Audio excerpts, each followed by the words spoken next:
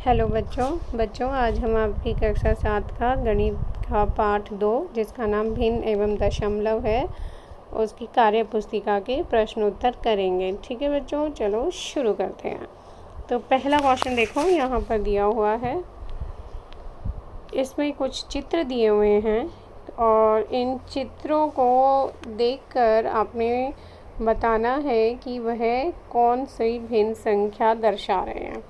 ठीक है, तो यहाँ देखो सबसे पहला चित्र जो ये दिया हुआ है, इसमें इस चित्र में हाफ पोर्शन बिल्कुल इक्वली हाफ, देखिए आप, मतलब बिल्कुल बराबर आधा इस तरफ का जो है वह छायांकित किया हुआ है, कलर किया हुआ है, समझ लीजिए जैसे ब्लैक कलर किया हुआ है, और इस तरफ वाला नहीं कलर किया हुआ है। ठीक है, तो कोई भी जो वस्तु है वह एक पूरी वस्तु होगी। मान लो जैसे ये चित्र है, ये एक है, तो इसका एक तरफ का हिस्सा मतलब आधा हिस्सा कलर किया हुआ है, तो इसलिए ये कितना हो जाएगा 1/2। ठीक है, इसको लिखेंगे हम कि इसके भिन्न की संख्या कितनी आ गई 1/2 यानी 1/2।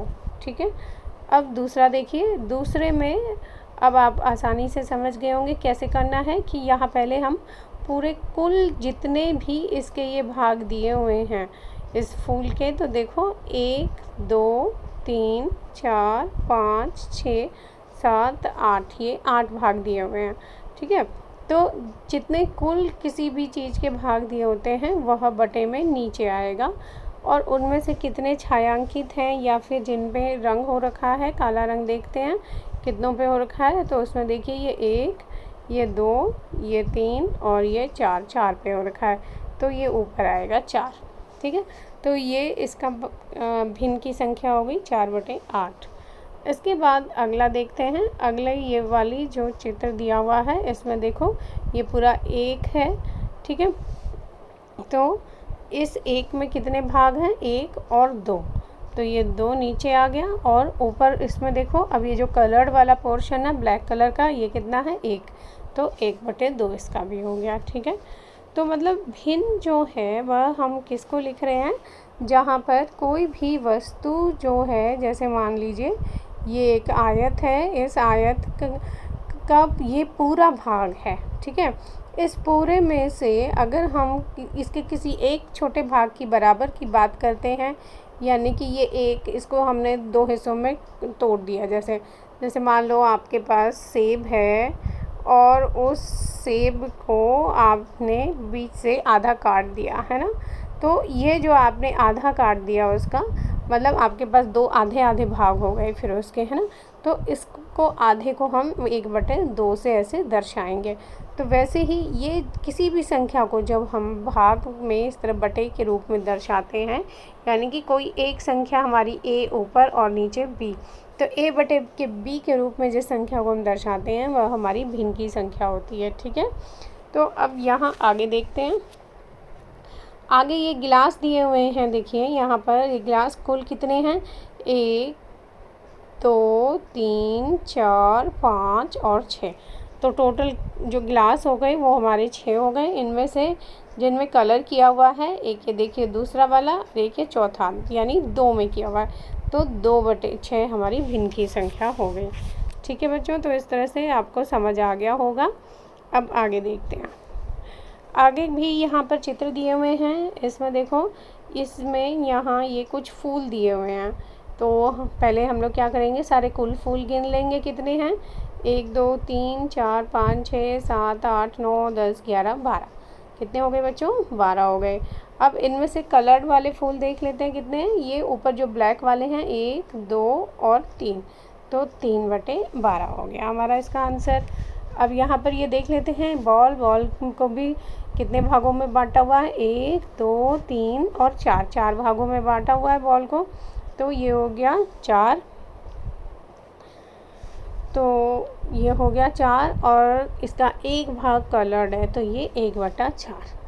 इसी तरह से अब आगे देखते हैं, ये यहाँ पर सेब के चित्र दिए हुए हैं, तो गिन लेते हैं पहले सेब कितनी हैं, 1 2 3 4 5 6 7 8 9 10 11 12 13 14 15, तो ये टोटल सेब कितनी हो गई 15।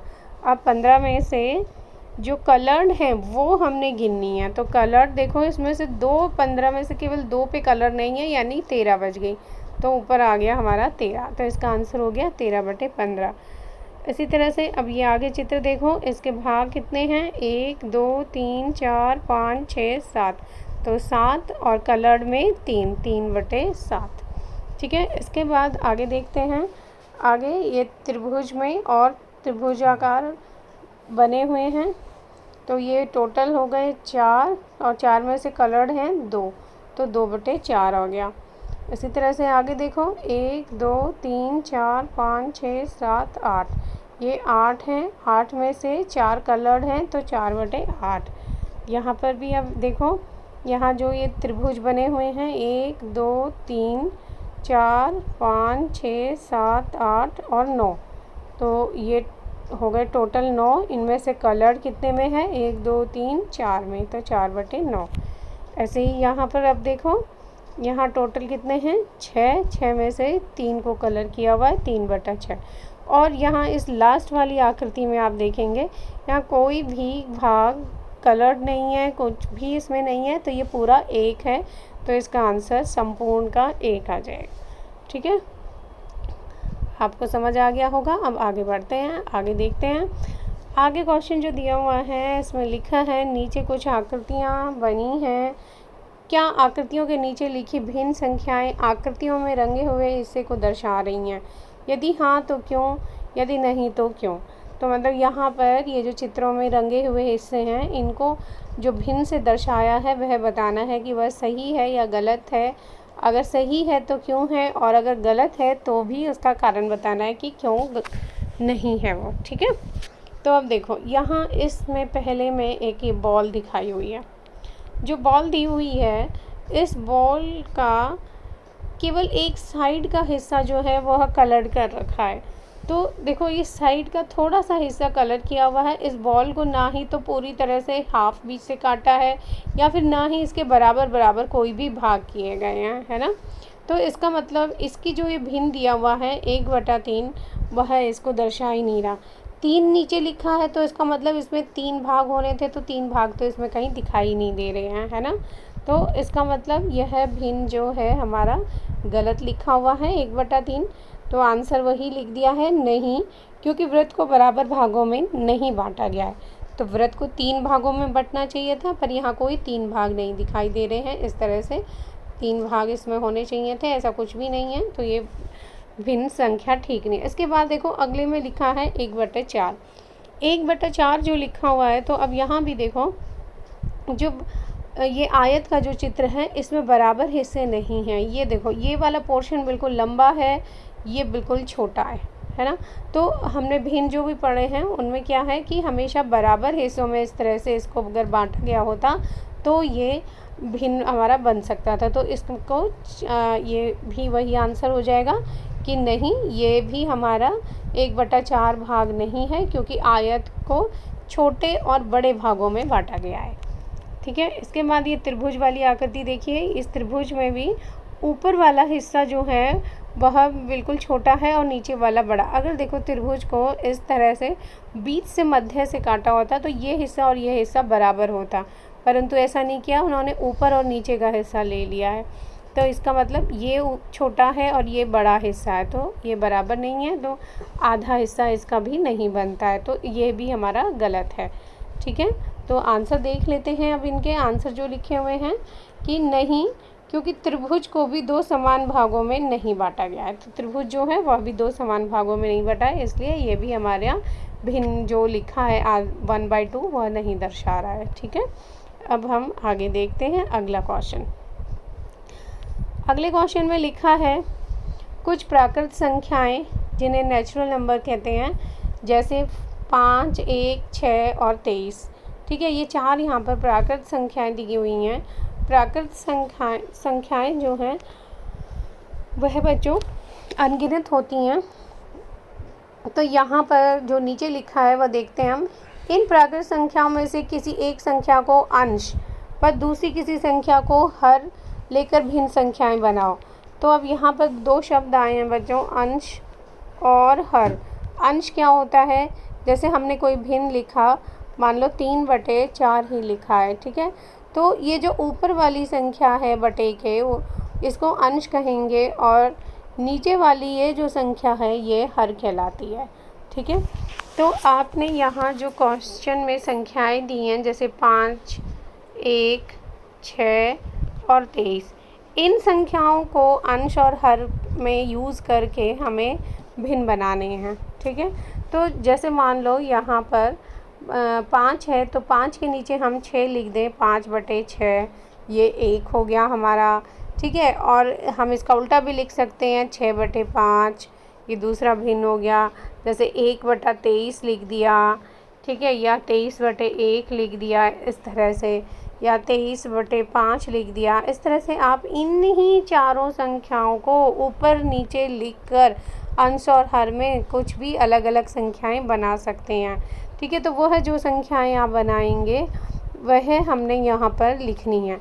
तो देखो यहाँ आंसर में मैंने लिख दिया है कि 6/23, 5/6, इनमें अगर कोई आपसे अलग कोई बनती है तो आप वह भी इसमें लिख सकते हैं, ठीक है। अब हम लोग आगे क्वेश्चन देखते हैं। अगले क्वेश्चन में लिखा है, इनमें से कौन सी भिन्न उचित है। अब पूछ रहे हैं कौन सी भिन्न उचित है और कौन सी अनुचित।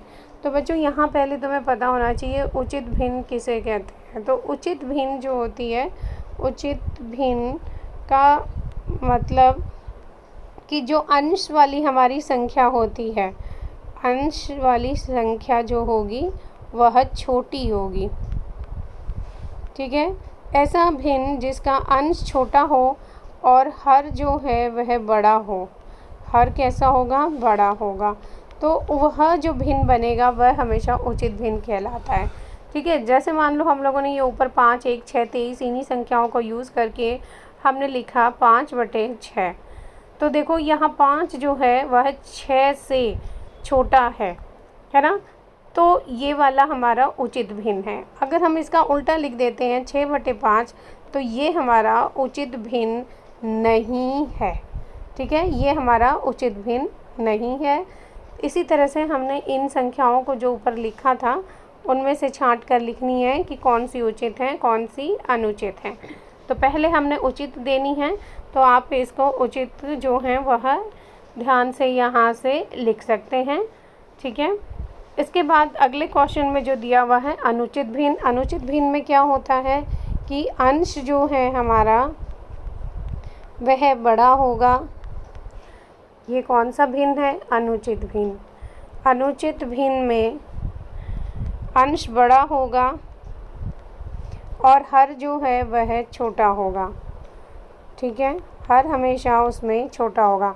तो आपने ये बात को ध्यान रखना है कि अंश बड़ा होना चाहिए, हर छोटा होना चाहिए। तो वह हमारा अनुचित भिन्न, इसको विषम भिन्न भी कहा जाता है, हम इसको विषम भिन्न भी कह देते हैं। तो अनुचित या विषम भिन्न कहलाता है। तो यहाँ पर आप देख सकते हैं कि जैसे लिखा है 3/1, 5/4, 6/3, 10/5, 7/3। तो ये जो संख्याएं हैं इन सब में आप देख रहे हैं हर की जो संख्या है वह छोटी है। तो ये अनुचित भिन्न है, अनुचित भिन्न है। तो ये आप अपनी मर्ज़ी से कोई भी यहाँ पर लिख सकते हैं, ठीक है। इसके बाद अगला क्वेश्चन देखते हैं।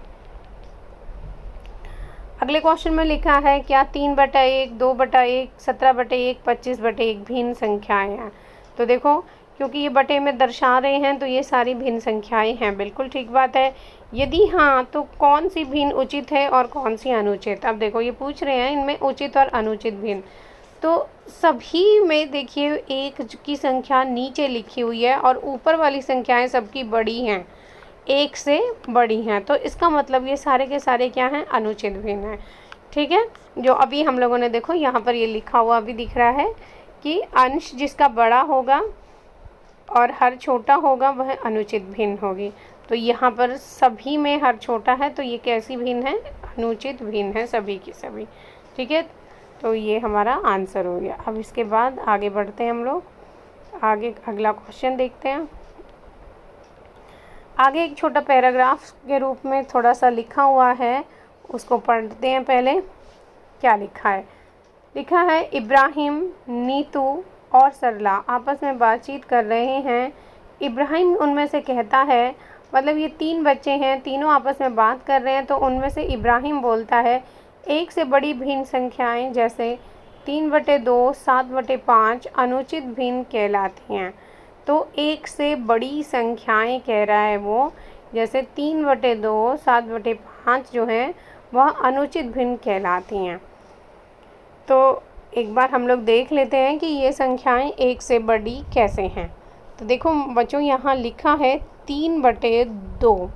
ठीक है, अगर 3/2 से पहले हम एक संख्या लेते हैं यानी 2/2, ठीक है, तो अब देखो 2/2 जो है उसको हम अगर काट दें, 2 एकम 2, 2 एकम 2, तो ये हमारा पूर्ण संख्या 1 आ जाता है।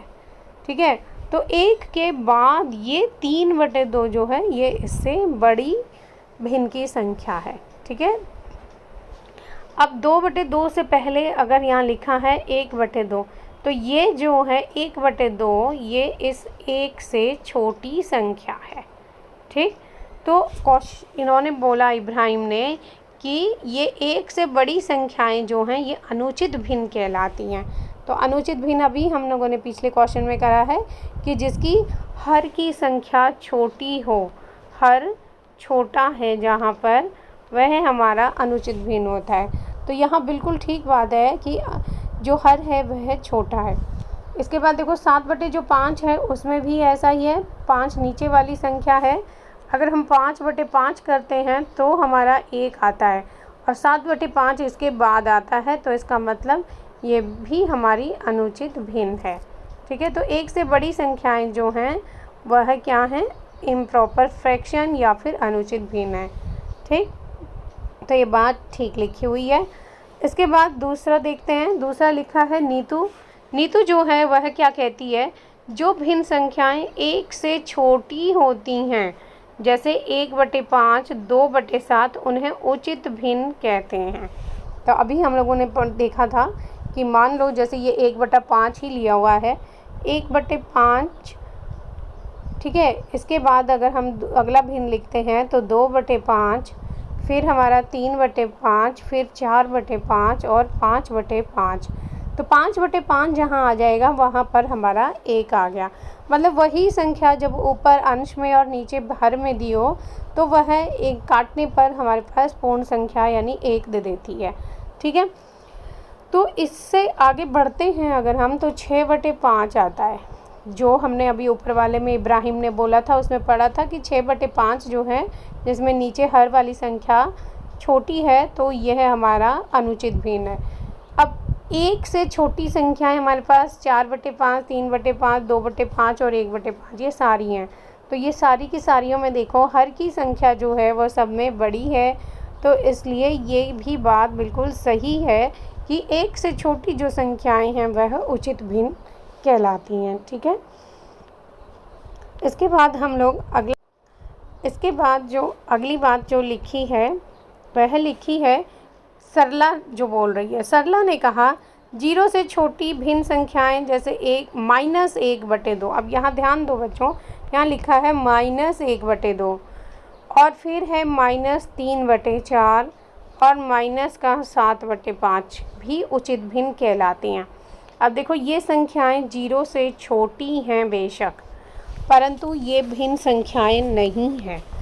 आपको यहाँ ध्यान देना है बच्चों, कोई भी भिन्न संख्या जो होगी उस वह भिन्न संख्या कभी भी ऋणात्मक नहीं हो सकती है। ठीक है, तो यहाँ पर इन सभी संख्याओं में माइनस लगा हुआ है, ये देखिए, तो माइनस लगने के कारण ये जो संख्याएं हैं ये हमारी भिन्न संख्याएं नहीं हैं। ठीक है, अंश, कोई भी भिन्न संख्या जो है होती है उसका अंश और उसका हर जो नीचे लिखा होता है वह पूर्ण संख्याएं होनी चाहिए। तो आपने इस बात को ध्यान देना है बच्चों, वह संख्याएं कैसी होनी चाहिए, वह पूर्ण संख्याएं जरूर होनी चाहिए।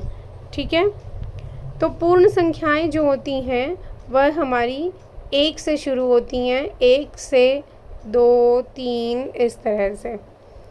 ठीक है, तो यहाँ पर 1 से 2 से मतलब कि अनगिनत, इसके बाद ये संख्याएं जो है हमारी पूर्ण संख्याएं कहलाती हैं। तो ये कोई भी संख्या नेगेटिव या ऋणात्मक नहीं होती।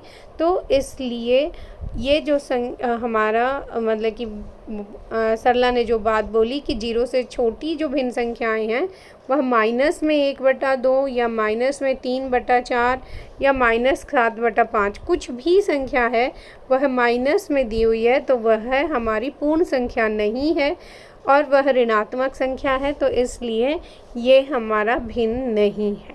ठीक है, तो इससे हमें क्या पता चलता है? इससे हमें ये पता चला कि कोई भी भिन्न जो है, जो भी भिन्न होगा वह हमेशा कैसा होगा? वह हमेशा धनात्मक संख्या होगी। तो ऋणात्मक अगर कोई संख्या दी हुई है भिन्न के रूप में तो वह भिन्न हमारा होगा ही नहीं। ठीक है, तो अब आंसर देख लेते हैं। आंसर क्या लिखा है? भिन्न का अंश और हर पूर्ण संख्याएं होती हैं जिसे a/b, यानी a यहाँ पर कोई भी संख्या 1 से लेकर अनगिनत आप जहाँ तक गिनती कर सकते हो वहाँ तक वह कोई भी संख्या आ सकती है। बटे में आपका कुछ भी यहाँ हो लिखा हो सकता है, अनगिनत है ये भी। तो ये यहाँ पर अगर आप 1/1 लिखते हैं तो भी आपका ये भिन्न है। ठीक है, ये पूर्ण संख्या है 1 तो ये भी आपका एक भिन्न है, परंतु अगर आपका यहाँ माइनस में है तो वो नहीं है। ठीक, तो किसी भी संख्या को जब दो पूर्ण संख्याओं को जब हम a/b के रूप में लिख सकते हैं जहाँ a और b दोनों पूर्ण संख्याएं हैं और b जो है यानी नीचे वाला जो हर होता है वह कभी भी 0 के बराबर नहीं होना चाहिए। ठीक है, तो वह हमारा क्या कहलाता है? भिन्न कहलाता है। ठीक, तो यही बात यहाँ देखो आगे लिखी है, भिन्न ऋणात्मक नहीं हो सकता, हमेशा धनात्मक होता है। तो अब आपको समझ आ गया होगा कि जो सरला ने जो बात कही वह गलत कैसे है। ठीक है, तो यहाँ पर ये भिन्न हमेशा आपने याद रखना है, ऋणात्मक कभी नहीं हो सकता, हमेशा धनात्मक होता है। तो अब हम आगे बढ़ लेते हैं। अगला जो क्वेश्चन है उसमें संख्याओं के तुल्य भिन्न लिखने हैं। तो तुल्य भिन्न कैसे लिखने हैं ये देख लेते हैं एक बार। तुल्य भिन्न हमने यहाँ पर लिखने हैं, जैसे 2/7 लिखा हुआ है और उसके बाद लिखा हुआ है 4/14। अब आप लोग ध्यान दोगे बच्चों तो 2/7 जो है बिल्कुल सरलतम रूप है एक भिन्न का, जिसमें 2/7 किसी भी एक पूर्ण अंक से नहीं भाग होता है। ठीक है, अगर हम आगे लिख रहे हैं 4/14 तो 4/14 जो है आप देखोगे ये 2 से कट जाएगा, 2 दूनी 4, 2 सते 14। तो बाद में जब काटने के बाद देखो हमने जो आंसर आया वो आया 2/7। तो 2/7 ही हमारा सरलतम रूप था। तो इसके बाद जो भी हमने संख्या लिखे, मान लो हमने यहाँ लिख दिया 6/21। अब देखो इसको काटते हैं हम, मान लो 3 से काट दें, 3 दूनी 6, 3 सते 21। तो देखो इसका भी आंसर 2/7 ही आ रहा है। तो ये सारी जो संख्याएं हैं वह समान हैं, मतलब हम कह सकते हैं 2/7, 4/14, फिर 6/21 और इसी तरह से आगे हम लिख दें मान लो 8/28। तो ये सारी संख्याएं जब काट के सरलतम रूप में लाएंगे तो हमारा 2/7 ही आएगा। तो इसलिए ये सभी आपस में बराबर संख्याएं हैं, इन्हीं को कहा जाता है तुल्य भिन्न। ठीक है, तो आपको समझ आ गया होगा कि ये किस तरह से लिखना है। यहाँ पर मैंने इनके आंसर्स लिख दिए हैं।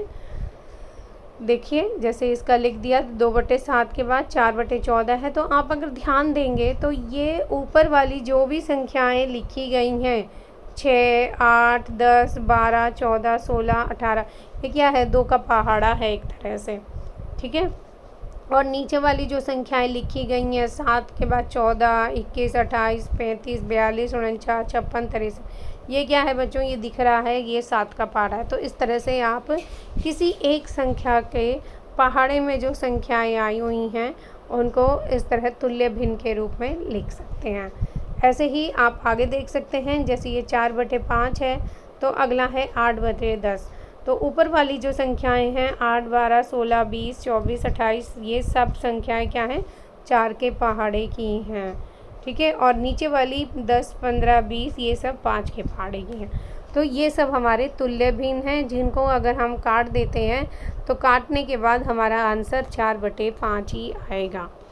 ठीक, तो इस तरह से आप इसे आसानी से लिख सकते हैं। अगला जैसे 7/11 है तो उसमें भी यही बिल्कुल किया गया है। यहाँ पर भी जैसे 63/99 लिखा है, तो इसको जब हम काट देंगे तो हमारा यहाँ 7/11 आ जाएगा। ठीक है, तो इस तरह आपको ये समझ आ गया होगा कि आपने तुल्य भिन्न किस तरह से लिखने हैं। अब हम लोग अगले क्वेश्चन में पहुँचते हैं। अगला क्वेश्चन जो लिखा हुआ है, निम्न भिन्न संख्याओं की तुलना करो, बड़ी भिन्न संख्या बताओ। तो 2 संख्याएं दी हुई हैं, उनकी तुलना करके हमें बताना है कि छोटा कौन सा है, बड़ा कौन सा है। इन्होंने क्वेश्चन में बड़ी संख्या पूछी है। तो अब यहाँ देखो बच्चों, 1/2, 3/2। तो नीचे वाली हर की संख्या दोनों में बराबर है, 1/2 और 3/2।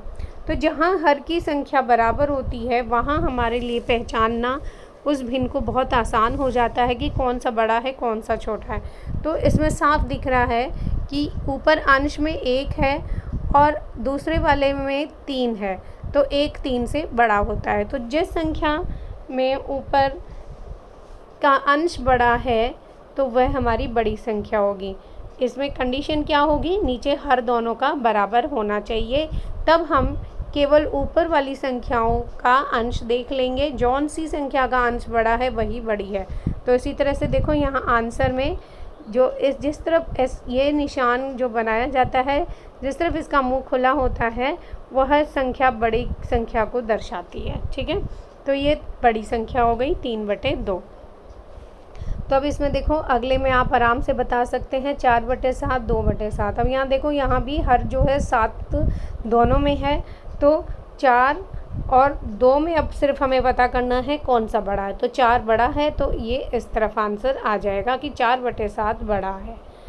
ठीक, ऐसे ही आगे देखो 4/11, 7/11। तो इसमें भी अब साफ पता चल रहा है 4 और 7 में कौन सा बड़ा है, 7 बड़ा है, तो ये वाली संख्या भिन्न की हमारी बड़ी हो गई। ठीक, इसके बाद अगला भाग देखते हैं। अगले भाग में लिखा है 2/7 और 3/4। अब देखो बच्चों, यहाँ तुम्हें ध्यान देने की ज़रूरत है, 2/7 और 3/4। यहाँ दोनों में हमारे पास एक में 7 है, एक में 4 है, यानी दोनों का हर अलग अलग है। तो ऐसी संख्याएं जब दी हों जिनका हर अलग अलग हो, तो हमने उनका हर जो है वह बराबर लाना है। जब हम उसको बराबर लेंगे तो हमें आसानी हो जाती है कि कौन सा बड़ा है छोटा पता करने में। तो ऐसी संख्याओं में आपने एक छोटी सी ट्रिक अपने यूज़ करनी है। कैसे करनी है, जैसे 2 भिन्न जो दी हैं 2/7 और 3/4।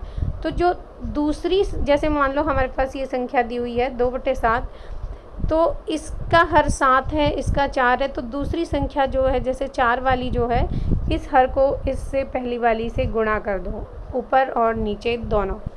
ठीक है, तो अब गुणा करने के बाद हमारा आंसर, ऊपर से ऊपर को गुणा करो, 2 चौक 8, नीचे हर की हर से गुणा करो, 7 चौक 28।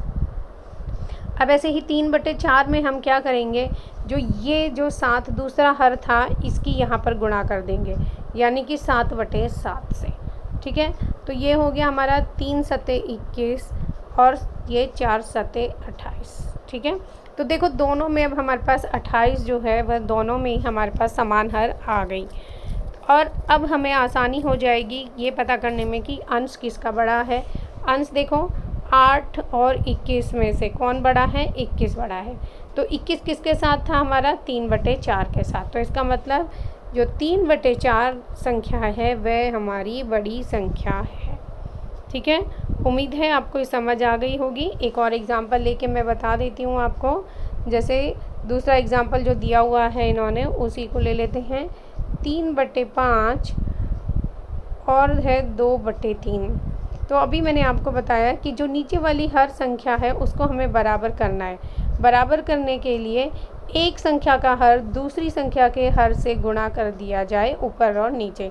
तो यहाँ 5 लिखा है, दूसरी में 3 लिखा है, तो 5 वाले को 3 से ऊपर नीचे गुणा कर दो और 3 वाले को इस 5 से ऊपर नीचे गुणा कर दो। ठीक है, तो आंसर 3 तिया 9, 5 तिया 15। इससे यहाँ 2 पंजे 10 और 3 पंजे 15। तो देखो हमारा हर जो है दोनों में 15-15 बराबर आ गया। अब केवल अंश का तुलना करना है। 9 और 10, 9 और 10 में से कौन सा बड़ा होगा? 10 बड़ा होगा और बटे में 15 है। तो अब ये हमारी 10/15 वाली संख्या बड़ी हो गई। ये कौन सी थी? 2/3। तो आंसर हमारा आ गया 2/3। तो देखो यहाँ पर यही आंसर लिखा हुआ है कि 2/3 बड़ा है 3/5 से। ठीक, अब अगला देखो 2/3, 7/3। अब यहाँ पर अंश हर पहले ही बराबर है, तो सिर्फ आपने अंश को देखना है कौन सा बड़ा है। तो साफ दिख रहा है 7 बड़ा है, तो 7/3 हमारी संख्या बड़ी हो गई। ठीक है, तो इस तरह से आपने इन क्वेश्चन से समझ लिया होगा कि अगर दोनों संख्याएं नीचे हर बराबर है तो केवल अंश को देखने से हमें पता चल जाएगा कि जो अंश बड़ा है वही हमारी संख्या बड़ी है भिन्न की। और अगर दोनों अलग अलग दिए हुए हैं तो हमें उन दोनों को बराबर करके लाना है। बराबर करने के लिए क्या करेंगे? एक हर की दूसरे हर से गुणा कर देंगे, ऊपर और नीचे दोनों जगह। जैसे यहाँ की गई है 4/4, आपने ऊपर और नीचे दोनों संख्याओं में गुणा करनी है। और ऐसे ही दूसरे की पहले वाले से कर देंगे तो दूसरे के पहले वाले से 7 से कर दी गई। ठीक है, तो हमारा हर की वैल्यूज़ दोनों में बराबर आ गई। उसके बाद हम देख लेंगे किसका अंश बड़ा है, वही संख्या हमारी बड़ी हो गई। ठीक है, तो अब अगला क्वेश्चन देखते हैं। अगले क्वेश्चन में लिखा है उपरोक्त प्रश्न के 1 व 2 के आधार पर निम्न निष्कर्षों को पूरा करो। पहला, यदि हर बराबर हो तो वो भिन्न संख्या बड़ी होगी जिसका, अभी देखा हमने, जिसका क्या बड़ा होगा बच्चों? अंश बड़ा होगा। जिसका क्या बड़ा होगा? अंश बड़ा होगा। तो आंसर क्या आ जाएगा हमारा यहाँ पे? जिसका अंश बड़ा हो। ठीक, यदि अंश बराबर ना हो, अब अगले में बोल रहे हैं यदि अंश बराबर नहीं है, जैसे कि हमारा यहाँ दिया हुआ अंश बराबर नहीं है तो भिन्न संख्या बड़ी होगी जिसका हर छोटा हो। तो जो हर जितना छोटा होगा वह उतनी बड़ी संख्या होगी। ठीक है, तो ये बात आप याद रखेंगे क्योंकि आगे भी आपको ये बहुत काम आने वाली बात है। ठीक, तो अब हम आगे बढ़ते हैं। आगे जो क्वेश्चन दिया हुआ है, आगे क्वेश्चन में दिया है 1/3 को गुणा किया गया है 2 से, यानी 1/3 दो बार 1/3 को गुणा 2 से किया गया। तो इसका मतलब क्या हो गया कि 1/3 जो संख्या है वह 2 बार है, 1/3 और 1/3 करके। ठीक है, इसे स्मिता एवं स्नेहा ने इस प्रकार से किया। अब 2 बच्चियां हैं, स्मिता और स्नेहा, उन्होंने इस 1/3 को गुणा किया है 2 से। और वो किस तरह से किया है? 2 तरीक़ों से किया है। वह दोनों तरीके यहाँ दिए हुए हैं, तो अब हमें देखना है उनमें से कौन सा सही है कौन सा गलत है। तो स्मिता ने जैसे 1/3 हिस्से को इस तरह से चित्र के द्वारा दर्शाया। जैसे मान लो हमारे पास ये एक चित्र है, ये पूरा एक है किसी भी चीज़ का भाग। इस एक में से हमने 3 भाग करने हैं, 1 और 3। तो 1, 2 और 3, ये 3 भाग हो गए। इसमें से ऊपर लिखा है 1, तो यानी कि एक भाग को रंग दिया गया। तो ये जो एक चित्र है ये दिखा रहा है 1/3 भाग।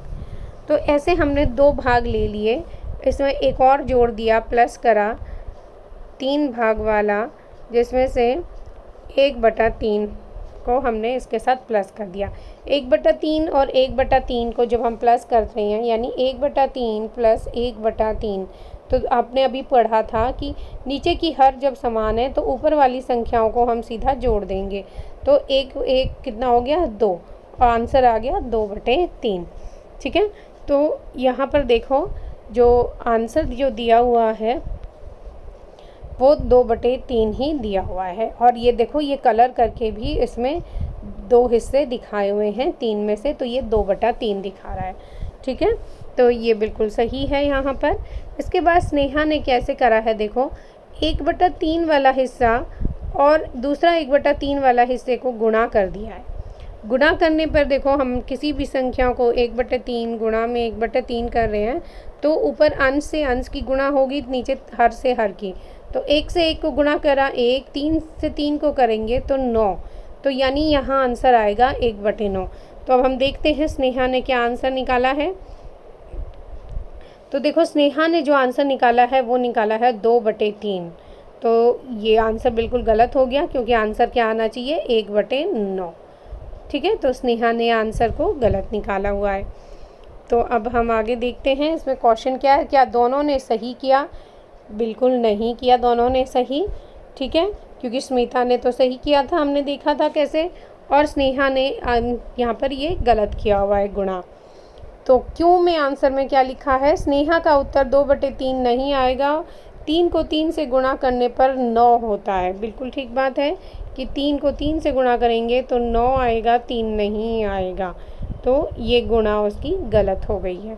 ठीक है बच्चों, तो इस तरह से हमने देखा आज कि जो क्वेश्चंस हैं हमारे वो यहाँ पर अब ख़त्म हो गए हैं। इसके बाद के जो क्वेश्चन हैं वह गुणा किस तरह से हम और आगे करेंगे, ये हम अगले वीडियो में आपको अच्छे से समझाएंगे। तो आज के लिए इतना ही काफ़ी बच्चों, और आप चैनल को सब्सक्राइब, लाइक और कमेंट ज़रूर कर दीजिएगा। ठीक है, अगर पसंद आई है वीडियो और आपको आंसर सॉल्व करने में आसानी हो तो ज़रूर थंब वाले पे लाइक पे क्लिक कर दीजिएगा और चैनल सब्सक्राइब भी कर लीजिएगा, ताकि आपको नोटिफिकेशन अपने आप से मिल जाए। ठीक है, धन्यवाद बच्चों।